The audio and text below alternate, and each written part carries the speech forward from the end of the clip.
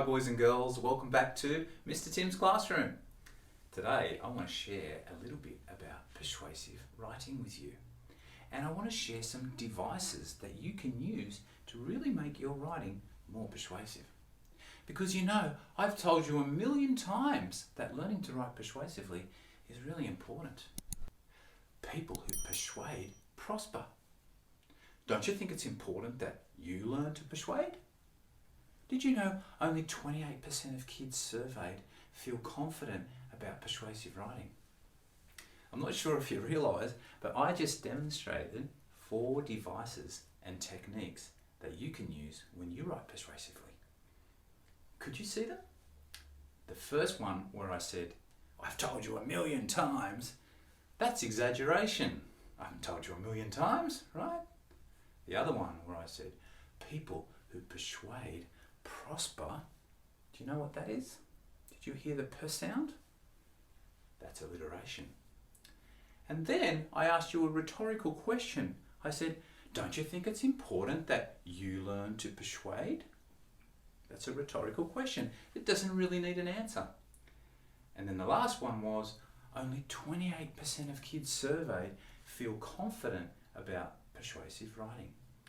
So there are just 4 devices that we've just covered then, but I want to give you some more in this short video. But first, let's just have a look at 3 main different kinds of writing that you need to learn in school.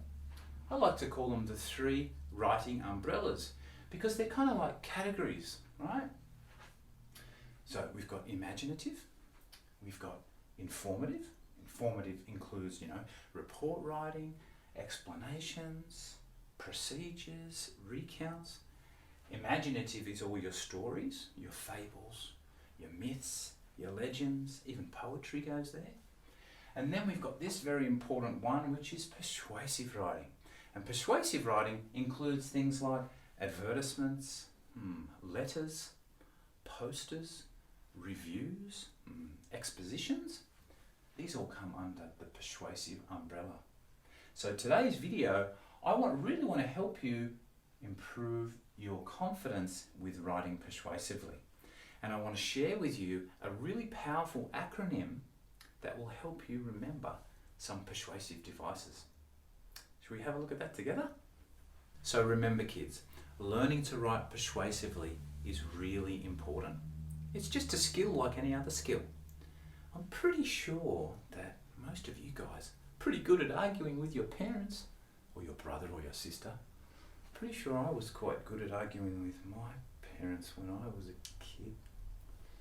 So it's just a skill, guys, that you can practice and you can master. And there's lots of different strategies that you can use to make your writing more persuasive and more convincing. So we're going to look at some of those together today. Now, I want you to look at the board. I'm going to teach you an acronym called a forest. Now, an acronym is a group of letters that we use that stands for something else. You might be familiar with Anzac Day. So Anzac Day stands for Australian New Zealand Army Corps. So that is an acronym. And this is an acronym that we're going to use to remember some really important devices and techniques that will make your writing way more persuasive. Okay, let's have a look. The first thing I want you to remember is this little expression, all right? Let's say it together, okay? Ready? Go through a forest to be heard, get noticed, and to draw in the reader to your writing. Let's do it one more time. Go through a forest to be heard, get noticed, and to draw in the reader to your writing. Did you know, kids, that every day thousands of bits of information are coming into you from the outside world in the form of advertising?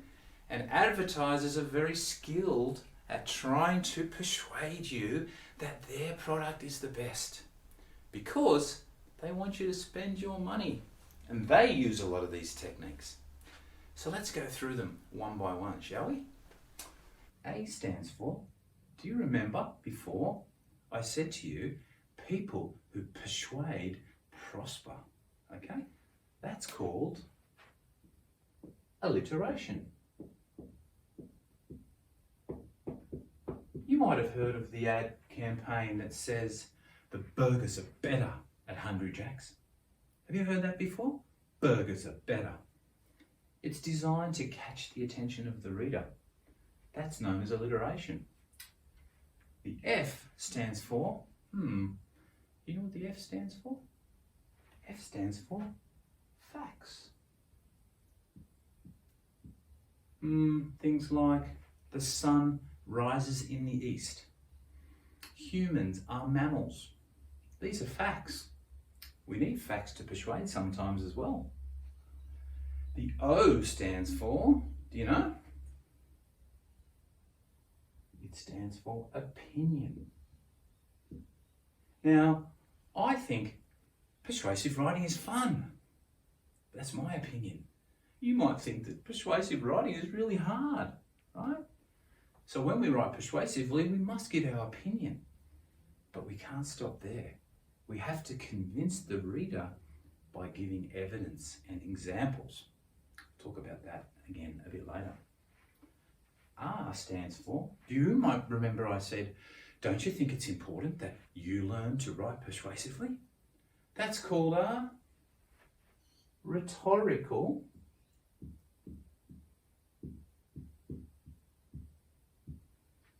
question. Now, rhetorical questions don't really need an answer. It's more like a statement in a question format.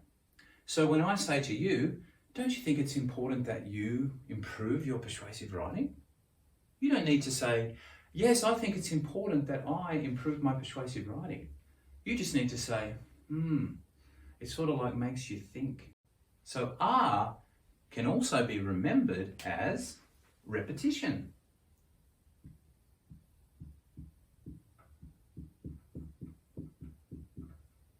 Now, repetition is a really effective device because you are telling the reader your opinion and then you are reminding them of maybe a few points, and then you're reminding them again, this is my opinion.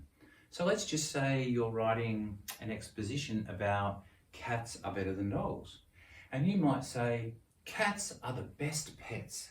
They are clean, playful, and quiet. Cats are definitely the best pets. So you come back and you repeat yourself again. So that's known as repetition. E, this is one of my favorites. E stands for, do you know? Exaggeration. Remember I said in the video, I've told you 1,000,000 times, kids, that learning to write persuasively is important. I haven't told you 1,000,000 times. I think I've told you 3 times, right? Have you ever heard your mum say, I'm going to kill you if you don't do your homework? I don't think she's really going to kill you, right? So we use exaggeration to really get our point across in a powerful way. The S stands for, remember I said to you that 28% of kids feel that they are not confident. I think I said they're confident with persuasive writing. That's a statistic.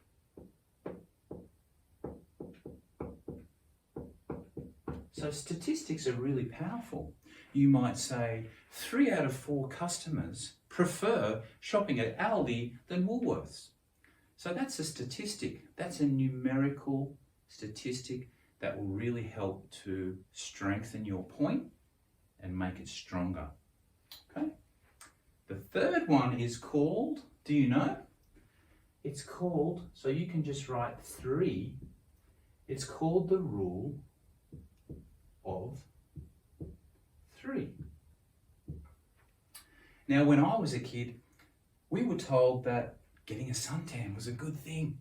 Go and lie out in the sun, get nice and brown. We used to put oil on our skin so we'd get even more burnt, right? And then they realised about 20 years ago that sun causes cancer, not so good.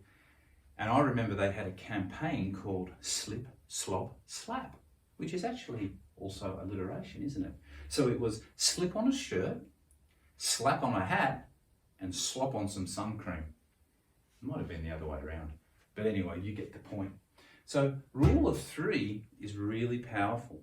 So you might say, if you're doing your argument about cats are better than dogs, you might say, cats are way better than dogs. They are hygienic, they are easy to care for, and they are very quiet.